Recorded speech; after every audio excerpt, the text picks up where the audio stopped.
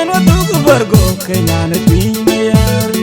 Abang wumbi en watu bargo Kenya ne pimayar Jabing wir nyalala pimayar Jabing wir Kenya ne pimayo Jabing wir nyalala pimayar Jabing wir Kenya ne pimayo Ale pom yar jugu balang lang lang lang Jading bay jugu balang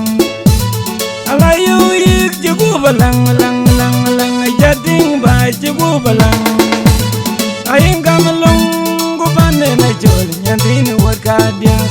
Ayin kamalong gubane na jol Nyandin wad kadyak Ayin bangaya gubane na jol Nyandin wad kadyak Ayin bangaya gubane na jol Nyandin wad kadyak Wana mading den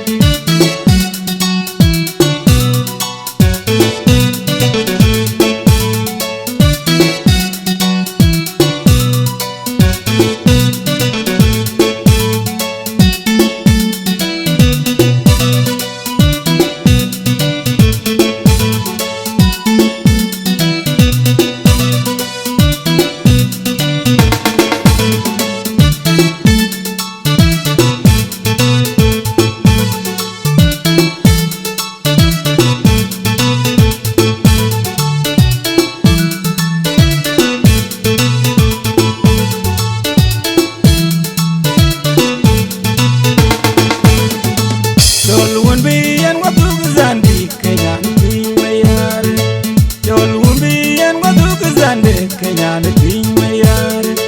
Jol wumbi en watu bargo Kenya ne pimayar Abang wumbi en watu bargo Kenya ne pimayar Jabing wir nyalala pimayar Jabing wir Kenya ne pimayo Jabing wir nyalala pimayar Jabing wir Kenya ne pimayo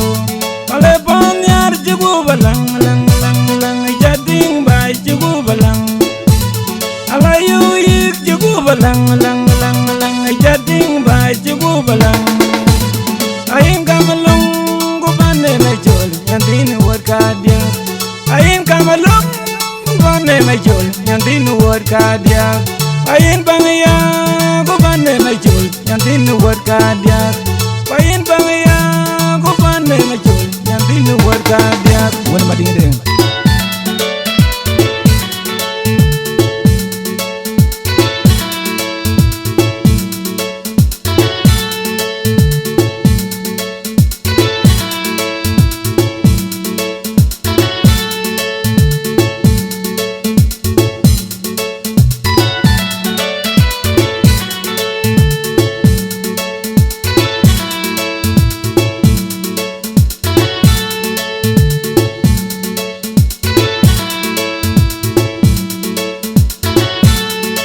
Jol wumbi en watu zandi Kenya ne pimayar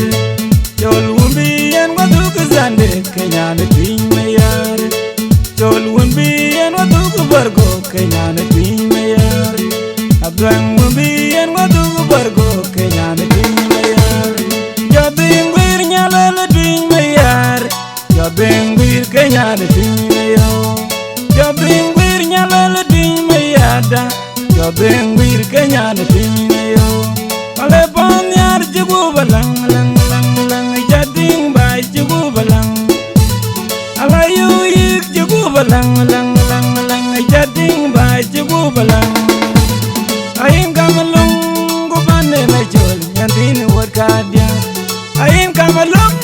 gubane na jol Nyandin wad kadyak Ayin bangaya